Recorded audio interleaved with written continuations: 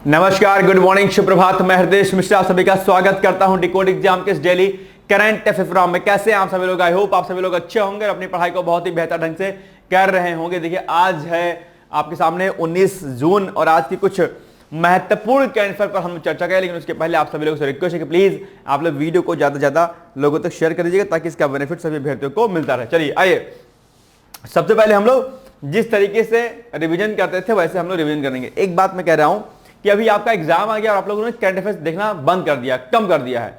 ये गलती आप लोग प्लीज मत करिए, ठीक है। आगामी आपके सामने कई सारी परीक्षाएं और भी हैं और ऑलरेडी भी आरओ का एग्जाम लगा हुआ है। जून तक का करंट अफेयर्स कम से कम तैयार करना ही करना है। तो आप लोग वीडियो प्लीज जरूर देखा करें, है ना। ये गलती मत करिए कि यार एग्जाम आ गया तो अब छोड़ दो। अब आपके पास फाइलें बहुत सारी आ रही होंगी, बहुत सारे कंटेंट आ रहा होगा, अब आप उसकी भी पढ़ गए होंगे। ऐसा मत करिए, आप वीडियो प्लीज जरूर देखा करिए, है ना। ये जब बात ध्यान रखिएगा। चलिए, तमिलनाडु सरकार ने 16 जून को आगामी बहुप्रतीक्षित व्यापक मिनी बस योजना का शुभारंभ किया है और ग्रामीण विकास मंत्रालय की भूमि संसाधन विभाग देश के 4 उत्कृष्टता केंद्रों में नक्शा आवासों का राष्ट्रीय भू स्थानिक ज्ञान आधारित भूमि सर्वेक्षण कार्यक्रम के तहत क्षमता निर्माण कार्यक्रम के 4 का दूसरा बैच शुरू कर दिया गया है, ठीक है। प्रधानमंत्री 15 से 19 जून तक साइप्रस, कनाडा और क्रोएशिया की आधिकारिक यात्रा पर थे, ध्यान रखिएगा। और इसके बारे में हमने आपको डिटेल जानकारी कल दिया था। हाल ही में जारी एक रिपोर्ट के अनुसार, ठीक है, ग्लोबल जॉब प्लेटफॉर्म इंडीड द्वारा संकलित आंकड़ों के अनुसार मई में भारत में जॉब पोस्टिंग में 8.9% की वृद्धि हुई है, जो थोड़े समय के ठहराव के बाद एक मजबूत जो है वापसी अपने आप, यानी कि भारत में कोई जॉब स्किल के लिए कोई प्रॉब्लम नहीं है फिलहाल। पीएम मोदी को साइप्रस की राष्ट्रपति निकोस क्रिस्टोडुलाइड्स के द्वारा देश के सर्वोच्च नागरिक सम्मान grand cross of the order of macros third से सम्मानित किया गया है, ठीक है। तो ये साइप्रस देश का सम्मान आपको याद रखना है और वहां की जो राष्ट्रपति हैं इनका नाम भी आपको क्या करना है, याद रखना है, ठीक है। चलिए, इसके अलावा भारतीय तटरक्षक बल के लिए गोवा शिपयार्ड लिमिटेड ने 60% स्वदेशी सामग्री के साथ जो एक जहाज है वो तैयार किया गया, अचल इसका नाम है, ठीक है। खान को सैन्य अभ्यास 28 जून 2025 तक चलेगा, ये भी आपको बात याद रखनी, ठीक है। ये सारे फैक्ट थे हमारे, क्या रिवीजन वाले फैक्ट हमारे थे, इसको आपको याद रखना है, ठीक है। चलिए आइए, अब हम लोग क्या करेंगे, अब हम लोग करेंगे सबसे पहले आज का पहला टॉपिक। लेकिन उसके पहले हमने कल से प्रश्न पूछा था कि बताओ विश्व दुग्ध दिवस कब मनाया जाता है? 1 जून को मनाया जाता है, ठीक है। चलिए, आज का पहला पॉइंट, ईरान इजराइल संघर्ष, भाई साहब, ठीक है। ये मैंने इस पर एक आर्टिकल भी कराया हुआ है, आप जानते होंगे, ठीक है। वो आर्टिकल जो है कल रिलीज हो गया था, आपने देखा होगा। तो अभी क्या हुआ है कि ईरान और इजराइल संघर्ष को लेकर के G7 देशों ने क्या कहा है कि G7 देशों ने कहा कि भाई जो ईरान है उसको थोड़ा सा ध्यान देना चाहिए। इजराइल के बारे में G7 देशों ने कहा है कि इजराइल अपनी आत्मरक्षा में, अपनी सुरक्षा में निश्चित तौर पर जो है चीजों को कर रहा है। ईरान पर जो प्रतिबंध लगाए गए हैं परमाणु उसको लेकर के, तो वो G7 सभी कंट्रीज का कहना, G7 की कंट्रीज का, कि भाई ईरान को थोड़ा सा बैकफुट पे आना चाहिए और अपनी चीजों को सही करना चाहिए। आप जानते होंगे ईरान वैसे भी प्रॉक्सी वार करता है, आप जानते होंगे। तो ये चीजें सही नहीं है ओवरऑल, और एक जो है बड़ी दिक्कत का सामना इसमें भौगोलिक जियोपॉलिटिक्स में करना पड़ रहा है।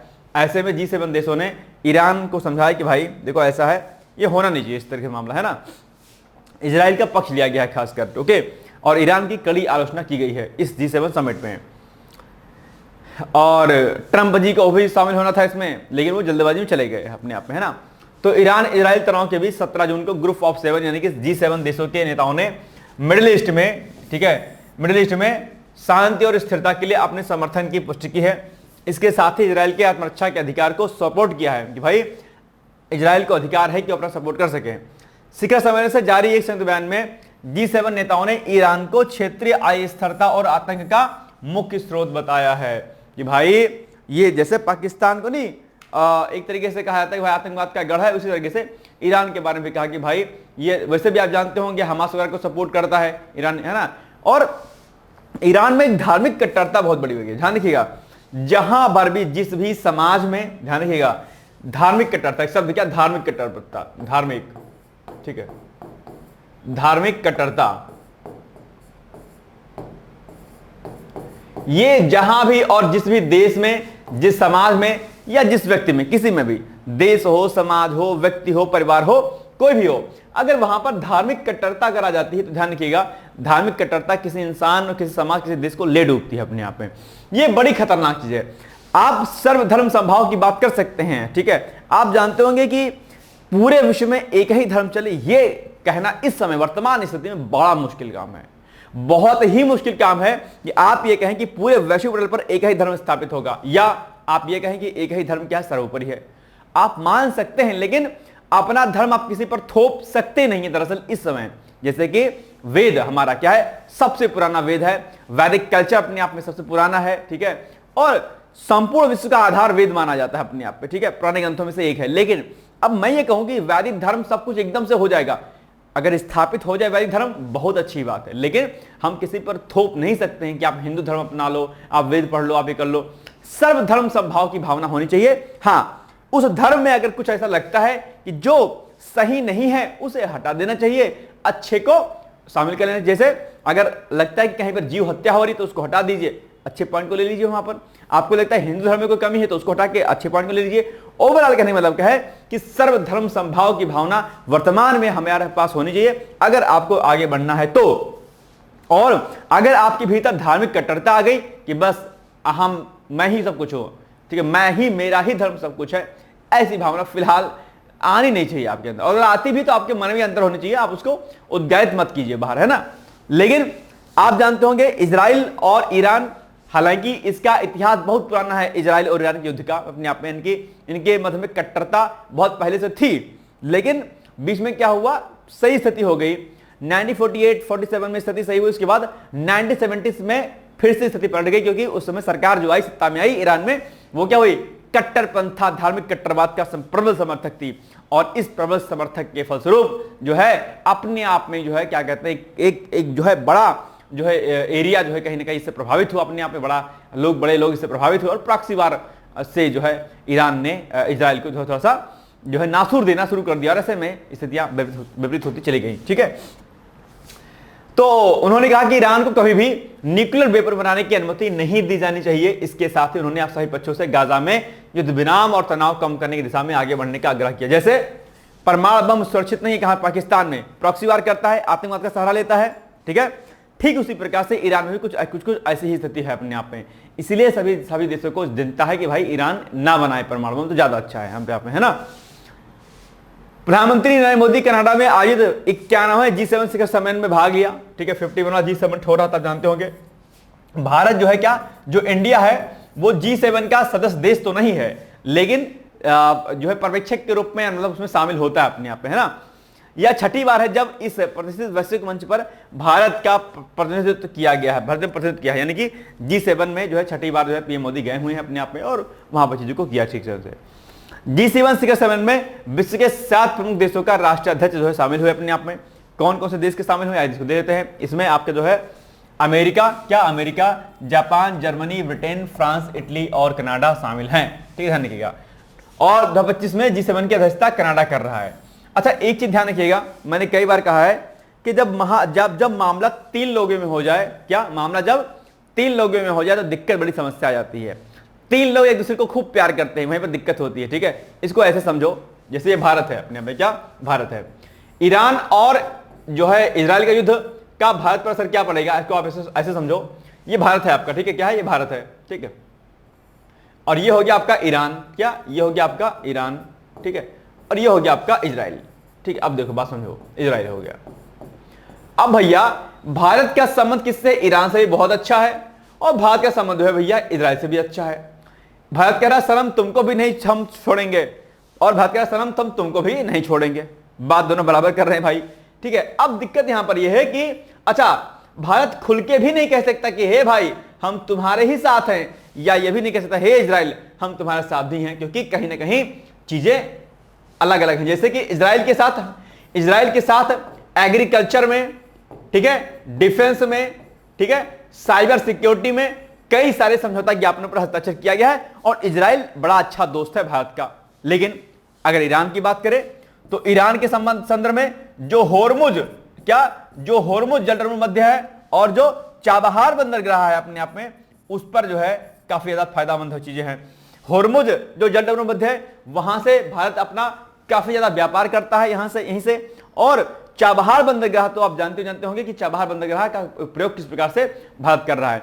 ओवरऑल दोनों देश भारत के लिए इंपॉर्टेंट है, लेकिन कूटनीति इसमें ऐसी होनी चाहिए कि भैया दोनों को हमें साधना है। अगर अगर मामला अगर आगे बढ़ता है तो चिंता की बात होगी। जैसे इजराइल को अमेरिका क्या, इजराइल को अमेरिका, ठीक है, फ्रांस क्या, फ्रांस एंड ब्रिटेन क्या करते हैं, सपोर्ट करते हैं। जबकि ईरान की बात करें तो ईरान को सपोर्ट करता है कौन, रसिया, रूस करता है, और साथ ही में करता है कौन, आपका चाइना। ठीक है, अब देखो, अब भारत रसिया का भी दोस्त है, भारत फ्रांस ब्रिटेन और अमेरिका का भी दोस्त है। यह मामला बड़ा पेचीदा हो रहा है अगर ईरान इजराइल युद्ध अगर बड़ा होता है तो। खैर, इसको मैंने आर्टिकल में समझाया हुआ है, उसको एक बार अच्छे से आप लोग पढ़ लीजिएगा। ठीक है, तो अभी जो G7 समिट जो हुई है, उस G7 समिट में दरअसल बातें की गई हैं भाई कि देखो ऐसा है, ईरान को परमाणु जो समझौता है उस पर ध्यान देना चाहिए, परमाणु बम नहीं बनाना चाहिए अपने यहाँ पे। ठीक है, आइए निम्नलिखित कथनों को ध्यानपूर्वक पढ़िए। नंबर 1, G7 शिखर सम्मेलन 2025 कनाडा के अल्बर्टा में आयोजित हुआ। ठीक बात है, ओके डन। यह G7 का 51वां शिखर सम्मेलन था, बिल्कुल सही बात है, ये पॉइंट आपको याद रखना है, इंपॉर्टेंट पॉइंट है आपके लिए। ठीक है, आगे, भारत G7 का अस्थायी सदस्य देश है, बिल्कुल नहीं है। ठीक है, G7 का सदस्य देश ही नहीं तो अस्थायी क्या होगा, तो 1 और 2 सही है, यानी कि ए इज द राइट आंसर। ठीक है, कोई दिक्कत? चलिए,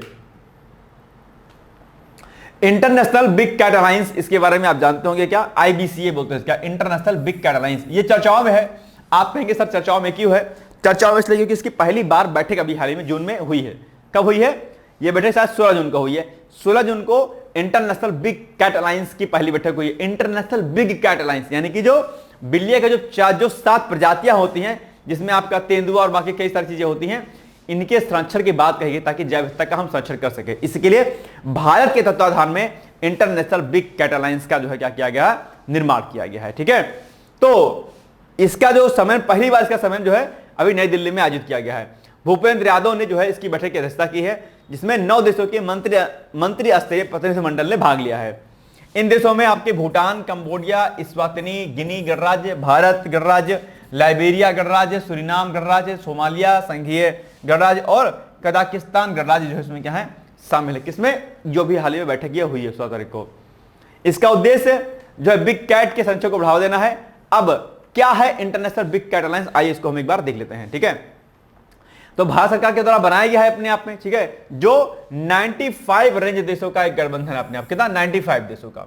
इसका उद्देश्य 7 बिग कैट अर्थात इसमें बाघ, शेर, तेंदुआ, हिम तेंदुआ, चीता, जगुआर और प्यूमा का संरक्षण क्या करना है, संरक्षण करना है। तो ये इन 7 के संरक्षण के लिए ही इंटरनेशनल बिग कैट अलायंस जो है भारत ने बनाया हुआ है। तो इनके 7 के नाम आपको याद रखना है। पूछ सकता है आपकी परीक्षा में, बताओ निम्न में से कौन इंटरनेशनल बिग कैट अलायंस में शामिल नहीं है या कौन शामिल है, ऐसा करके। ठीक है, तो ये पॉइंट आपको क्या करना है, याद रखना है। इंटरनेशनल बिग कैट अलायंस की स्थापना भारत सरकार द्वारा नोडल संगठन अर्थात राष्ट्रीय बाघ संरक्षण प्राधिकरण, पर्यावरण, वन और जलवायु परिवर्तन मंत्रालय के माध्यम से 12 मार्च 2024 को के आदेश के तहत की गई थी। ठीक है, ये भी पॉइंट याद रखिएगा आप लोग। और प्राथमिक उद्देश्य क्या है इसका, बिग कैट के संरक्षण के साझा लक्ष्य को प्राप्त करने के लिए सफल संरक्षण प्राणियों और विशेषज्ञता को सम्मिलित करते हुए रेंज देशों और अन्य हितधारकों के बीच सहयोग और तालमेल को सुविधाजनक बनाना अपने आप में। ठीक है, तो ये इसके कई सारे पॉइंट हैं। यानी कि ओवरऑल अपने आप में जैव विविधता का संरक्षण करना है, प्रकृति के को बैलेंस करते हुए चलना है, क्योंकि इकोसिस्टम में अपने आप में सभी चीजें बड़ी महत्वपूर्ण रहती हैं। तो इकोसिस्टम को मेंटेन करना, बायोडायवर्सिटी को रिच करना, ये इसका क्या प्रमुख उद्देश्य है अपने आप में, है ना। जो भी लुप्त हो रहे हैं जीव जंतु उनको बचाना है, इसका यही उद्देश्य है। चलिए,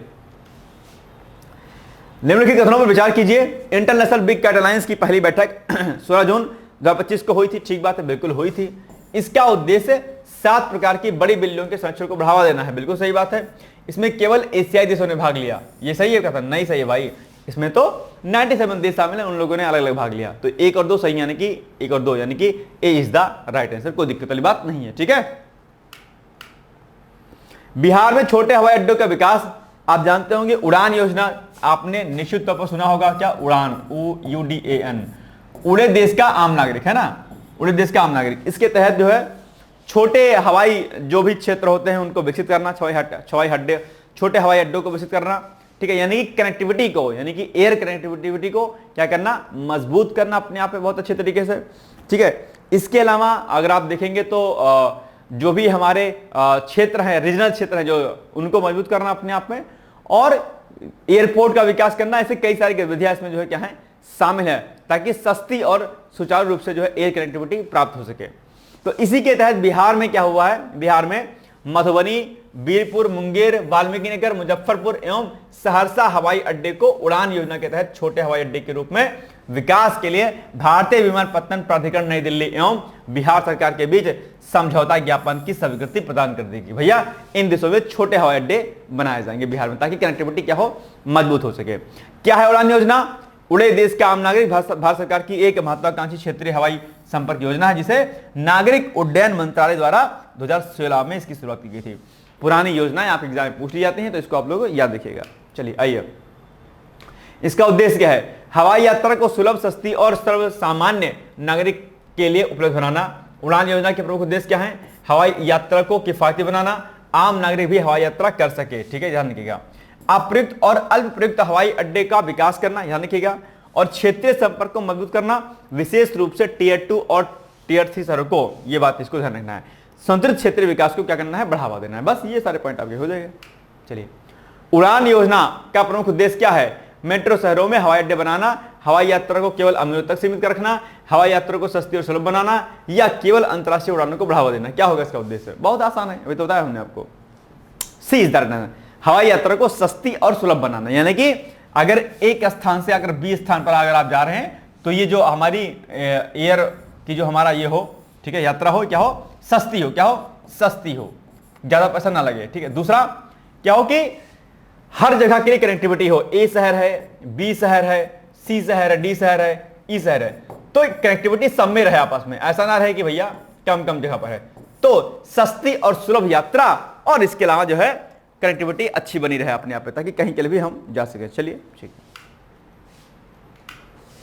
संयुक्त सैन्य अभ्यास शक्ति, यह भी चर्चाओं में है।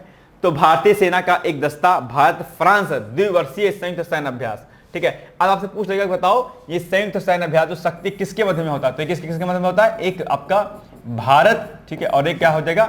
फ्रांस। और ये क्या है? ये द्विवर्षीय होता है, 2 वर्ष पहले इसको आयोजित किया जाता है। ठीक है। यह अभ्यास फ्रांस के ला वेलेरी, क्या ला वेलेरी स्थित कैंप लॉर्जैक में आयोजित किया गया। ठीक है, यह मान रखिएगा। 90 सैनिकों पर आधारित भारतीय दस्ते में अधिकतर जम्मू कश्मीर राइफल्स के जवान हैं इसमें, और फ्रांस की ओर से 13वें विदेशी लीजन ऑफ ब्रिगेड के जवान इसमें जो है क्या हो रहे हैं? शामिल हो रहे हैं। ओके, चलिए। अभ्यास शक्ति का उद्देश्य क्या है? दोनों देशों की सेना के बीच, क्या दोनों देशों की सेना के बीच कार्यवाही, समन्वय और सेना के बीच एक दूसरे के साथ संबंध स्थापित करना है। भारत और फ्रांस की सैन्य टुकड़ियों के बीच इस अभ्यास में अर्ध नगरीय क्षेत्रों से ने संयुक्त कार्रवाई के तौर पर तरीकों पर अधिक जो है ध्यान दिया जाएगा। भाई अगर कोई सेमी मतलब अगर अर्बन जो है सिटी है, तो वहां पर किस प्रकार से युद्ध लड़ें। रक्षा मंत्रालय के अनुसार अभ्यास शक्ति से भारत और फ्रांस के बीच बढ़ते रक्षा सहयोग को उजागर करती है। इससे दो मित्र राष्ट्रों के बीच सामरिक संबंध और प्रगाढ़ हो जाएंगे। जो भी ये युद्धाभ्यास होते हैं, निश्चित तौर पर वहां की संस्कृति, परंपराएं और सामरिक दृष्टिकोण से दोनों के संबंधों में मधुरता आती है, अपने आप में मजबूती आती है। तो इसलिए अलग अलग देशों के साथ में जो है क्या कहते हैं, ये अभ्यास किए जाते हैं। ठीक है। और एक दूसरे की टेक्नोलॉजी सीखी जाती है ना, एक दूसरे के ट्रिक सीखे जाते हैं। ओके, चलिए। शक्ति अभ्यास किन दो देशों के बीच आयोजित किया जाएगा? भारत और फ्रांस के बीच में। सिंपल सी बात है, 20 द राइट आंसर, कोई दिक्कत वाली बात नहीं है ना, आसान है। विश्व मरुस्थलीय एवं सूखा रोकथाम दिवस, ये हर साल 17 जून को जो है क्या होता है, मनाया जाता है। क्या ये पॉइंट सही है कि ये एग्जाम गलत है? बताइए, आगे बढ़िए आप लोग। देखो कई बार क्या होता है कि जो दिवस होते हैं हम लोग उसके दिवस को तो पढ़ लेते हैं, लेकिन उसकी थीम हम नहीं पढ़ते हैं। ठीक है। तो क्या आप बताइए आप लोग कि जो आपका विश्व मरुस्थलीय एवं सूखा रोकथाम दिवस मनाया जाता है 17 जून को, कब मनाया जाता है? विश्व मरुस्थलीकरण एवं सूखा रोकथाम दिवस कब मनाया जाता है? बताओ, क्या ये 17 जून वास्तव में सही है या गलत है? देखो एक बार ध्यान रखना, एक बार चेक जरूर कर लिया करो, ठीक है, नहीं तो कई बार क्या होता है कि दिक्कत हो जाती है। ठीक है, ठीक है, 17 जून होगा। ओके, विश्व मरुस्थलीकरण एवं सूखा रोकथाम दिवस, यानी कि डेजर्टिफिकेशन और जो आपका सूखा होता है इसको रोकना। ठीक है, यह दिवस, यह दिन सभी को यह याद दिलाने के लिए अनूठा अवसर है कि भूमि क्षरण को रोका जा सकता है। ठीक है, ये अपने आप में क्या इंपॉर्टेंट पॉइंट है। और आप जानते होंगे कि संयुक्त राष्ट्र महासभा ने जो है इसको 1994 में अप्रूव किया था। कब? 1994 में। कब? 1994 में संयुक्त राष्ट्र महासभा के द्वारा 1994 में इसको अप्रूवल दिया गया। यह दिवस संयुक्त राष्ट्र मरुस्थलीकरण रोकथाम सभा सचिवालय की अगुवाई में मनाया जा रहा है। 2025 का थीम क्या है जो आपके लिए सबसे इंपॉर्टेंट है? ठीक है, थीम है भूमि क्षरण रोकें, ठीक है, और अवसरों का लाभ उठाएं। यानी कि अगर भूमि क्षरण जो है रुक जाएगा तो अवसरों का लाभ उठा सकते हैं हम लोग, यानी कि जॉब स्किल इसमें बढ़ सकती हैं। एक बात ध्यान रखिएगा, मरुस्थलीकरण यानी कि डेजर्टिफिकेशन और ये ड्राफ्ट जो है आपका चुका है, इस पर आपके मेंस में खूब सारे प्रश्न आपके एग्जाम में पूछे जाते हैं। ठीक है, प्री में पूछा जाता है और मेंस में पूछा जाता है। तो आज आपका टास्क नोट कर लिएगा, आपको 2 टॉपिक आज डिटेल्स में आपको रेडी करना है। नंबर 1 टॉपिक क्या होगा आपका? मरुस्थलीकरण। ठीक है,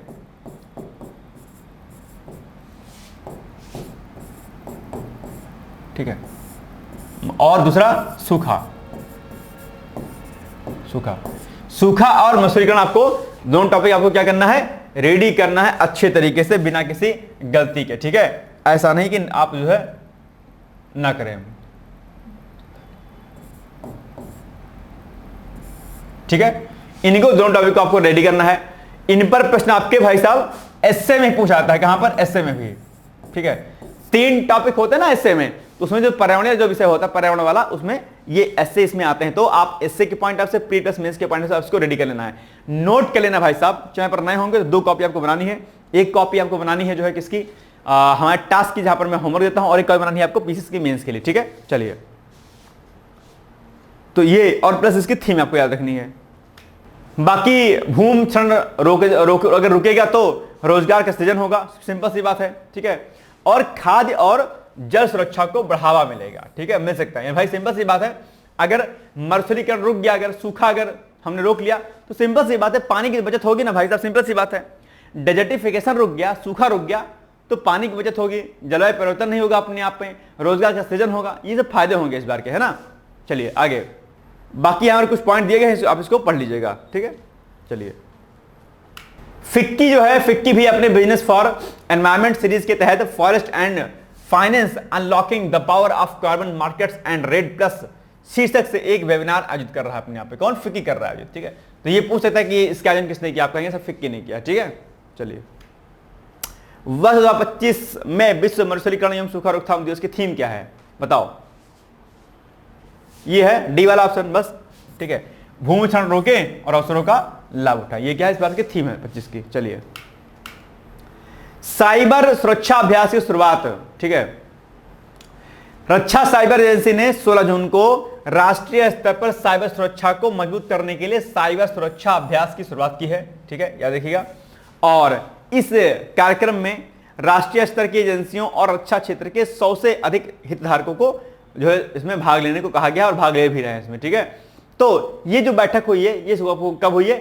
16 जून को हुई। ये पॉइंट आपको क्या करना है, याद रखना है विशेष तौर पर। ओके, और साइबर सुरक्षा यानी कि साइबर सिक्योरिटी भाई साहब ये अपने आप में बड़ा मुद्दा है। आप अगर पीसीएस में आप देंगे एग्जाम तो साइबर सिक्योरिटी आपको पेपर 3 में मिलेगा। ठीक है, इंटरनल सिक्योरिटी वाले पोर्शन में साइबर सिक्योरिटी अपने आप एक बड़ा मुद्दा है। इससे बहुत बड़े बड़े स्कैम हो रहे हैं, बड़े बड़े देशों की वेबसाइट हैक कर ली जा रही है, आपके फोन, व्हाट्सएप, इंस्टाग्राम, टेलीग्राम को हैक कर लिया जा रहा है। ये एक बड़ा साइबर सिक्योरिटी बड़ा मुद्दा है। और आखिर ये साइबर सुरक्षा किस प्रकार से मजबूत हो सके इसके लिए काफी ज्यादा प्रयास किए जा रहे हैं। अभी मैं आपको इजराइल के बारे में बता रहा था, इजराइल के साथ में हमारे साइबर सुरक्षा को लेकर कई सारे समझौते जो है वहां पर किया गया। भाई किस तरीके से हम अपने साइबर सिक्योरिटी को अपने मजबूत कर सकते हैं, तो ये एक बड़ा मुद्दा है। बहुत बड़े बड़े स्कैम हो रहे हैं, आप लोग भी किसी भी व्हाट्सएप और किसी चीजों पर आप फोकस मत किया करिए। तो ये एक साइबर स्कैम बहुत बड़ा चल रहा है। और एक स्कैम चल रहा है लड़के लड़कियों वाला। लड़के आजकल बड़े बड़े निर्दयी हो जा रहे हैं, एकदम से बिल्कुल मासूम से बन जा रहे हैं और कहते हैं कि सर क्या कहते हैं, मतलब हमारे पास पैसा नहीं है। मेल फीमेल दोनों ऐसा नहीं है, लड़कों के केस में ज्यादा निकल रहा है ऐसा केस। जो मेरे कानों तक बात आई है कि मैं 2 दिन से इस बात को मैं आपको समझा रहा हूं कि भाई लड़के लोग बोलेंगे कि भाई हमारे पास पैसा नहीं, मैं बहुत गरीब हूं, पढ़ना चाहता हूं। लड़कियां खूब ज्यादा हेल्प करती हैं, इमोशनल होती है ना लड़कियां मोस्टली, बस वो खूब पैसा लुटाते रहती है। लो तुम पढ़ो बाबू, पढ़ो पढ़ो, वो उड़ाएंगे पैसा। नहीं कीजिएगा आप लोग, ये स्कैम बहुत बड़ा चल रहा है इस टाइम। ठीक है, सो अवेयर हो जाइए। ठीक उसी प्रकार से साइबर सिक्योरिटी बड़ा स्कैम चल रहा है। आप ये पैसा जीत जाएंगे, आप ये कर लीजिए, वो कर लीजिए। व्हाट्सएप पर कोई वीडियो कॉल, कोई कॉल आती है उठा लेते तो मत क्या करिए। ठीक है, कोई भी कॉल वगैरह। चलिए, यह अभ्यास जून महीने की 27 तारीख तक जारी रहेगा। रक्षा साइबर एजेंसी इस तरह के अभ्यासों का नियमित रूप से आयोजन करने की योजना बना रही है ताकि सदैव तत्पर रहते हुए सभी स्तरों पर सुरक्षा प्रथम संस्कृति को बढ़ावा सके। क्या सुरक्षा प्रथम, क्या सुरक्षा प्रथम, यानी कि सिक्योरिटी इज द फर्स्ट जो है वर्क अपने आप में। तो इससे क्या होगा, जो हमारी संस्कृति है, जो सुरक्षात्मक संस्कृति, उसको बढ़ावा मिल सकेगा। तो ठीक है, ये इसलिए जो है ऐसे आयोजन अब जो है बार बार किए जाएंगे। आगे बढ़ते हैं।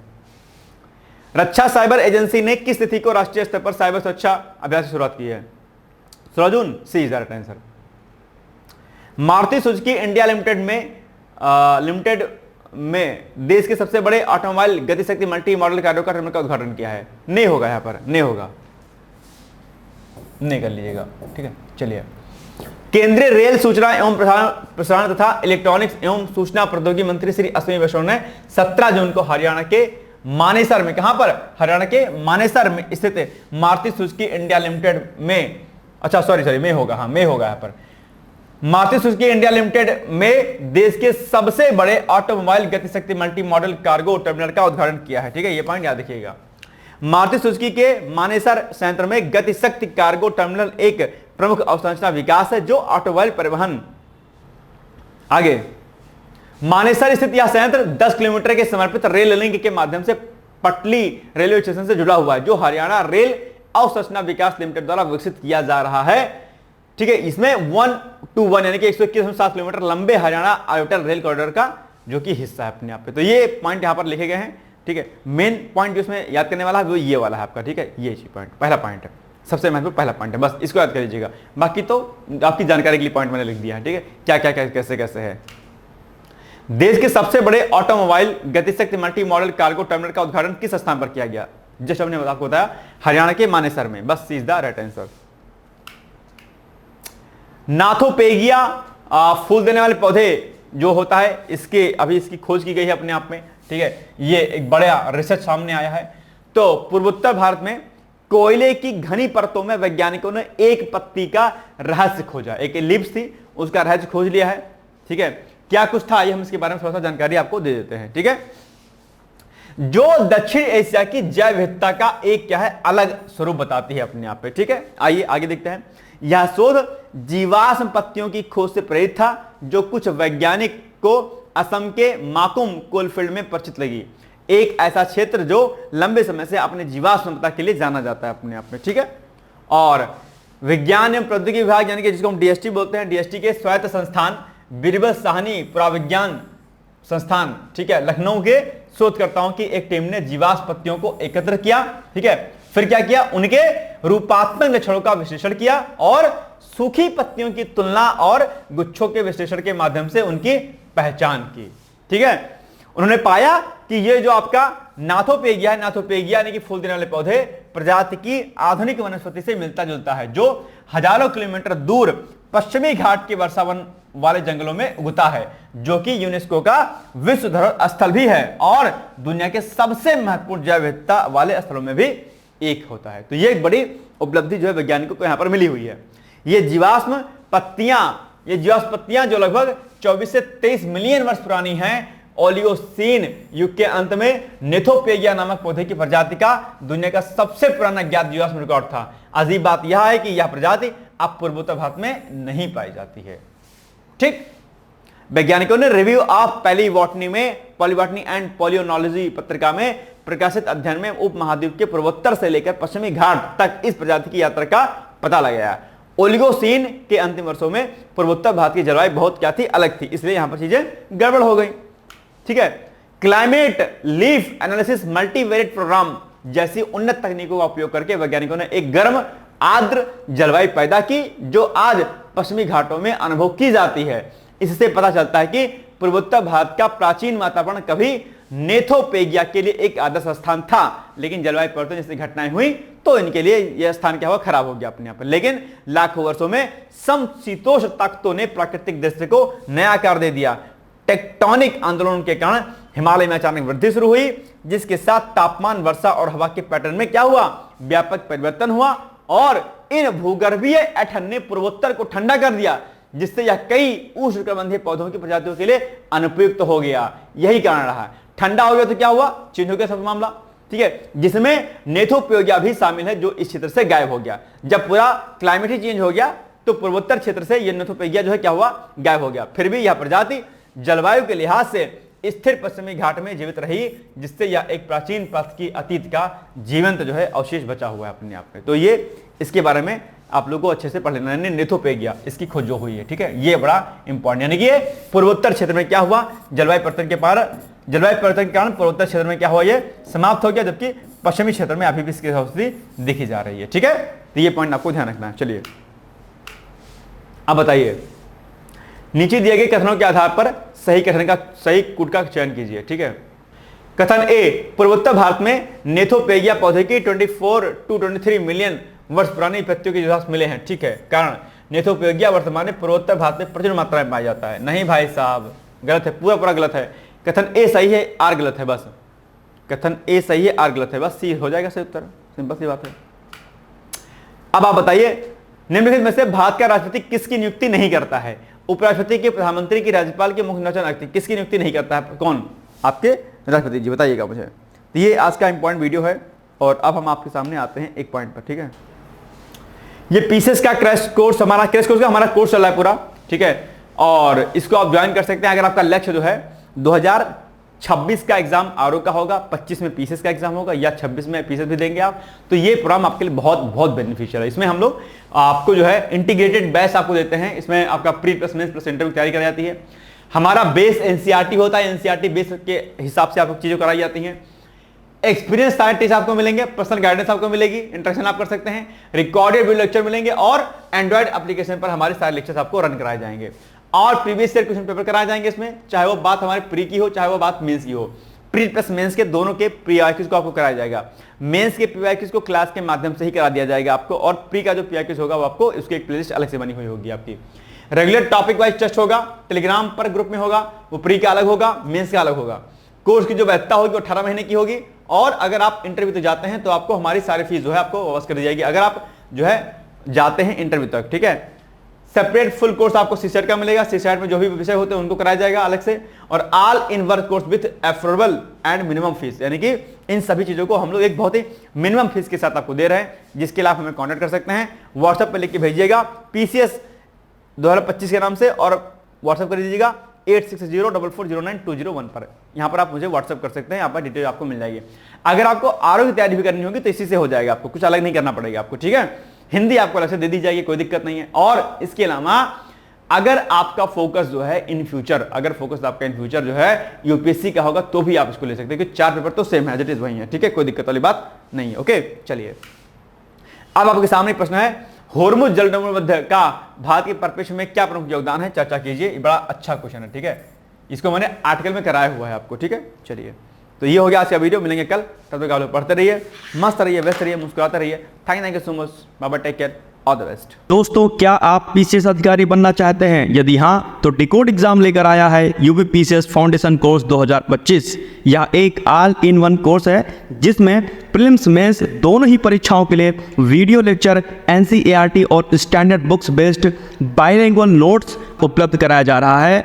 इस कोर्स में प्री और मेंस के सभी प्रीवियस ईयर क्वेश्चंस पेपर भी वीडियो लेक्चर के माध्यम से कोर्स में सम्मिलित होंगे। साथ ही साथ में कोर्स का कंटेंट गुणवत्तापूर्ण होने के साथ ही साथ एग्जाम ओरिएंटेड है, जिससे कोर्स लेने वाले स्टूडेंट्स को कोई भी बाहरी पुस्तक या नोट्स पढ़ने की आवश्यकता न पड़े। इस कोर्स में प्रीलिम्स और मेंस के टेस्ट सीरीज तथा आंसर राइटिंग प्रोग्राम भी शामिल है, जिसके साथ ही साथ टेलीग्राम ग्रुप में रेगुलर टॉपिक वाइज टेस्ट कराए जाएंगे। इसके साथ ही सीसेट, निबंध तथा सामान्य हिंदी की अतिरिक्त कक्षाएं भी चलाई जाएंगी तथा हमारे कोर्स से परीक्षा में सफल होकर इंटरव्यू देने वाले विद्यार्थियों को इंटरव्यू की भी तैयारी कराई जाएगी, और अंतिम परिणाम कुछ भी हो, पूरी फीस उन्हें रिवार्ड के स्वरूप जो है वापस कर दी जाएगी तथा अगले बैच में उन्हें निःशुल्क प्रवेश प्रदान किया जाएगा। उल्लेखनीय है कि डिकोड एग्जाम एक संस्थान के रूप में 5 वर्ष के अपने सफल कार्यकाल में अब तक 55 से अधिक विद्यार्थियों को विभिन्न परीक्षाओं में अंतिम सफलता दिलाने में अपना सफल योगदान दे चुका है। इस कोर्स की फीस 15,000 रुपये निर्धारित की गई है, लेकिन पहले प्रवेश देने वाले 100 विद्यार्थियों को 3,000 रुपये की विशेष छूट दी जा रही है। और अधिक जानकारी के लिए हमारे संस्थान के नंबर 6307495944 पर संपर्क करें।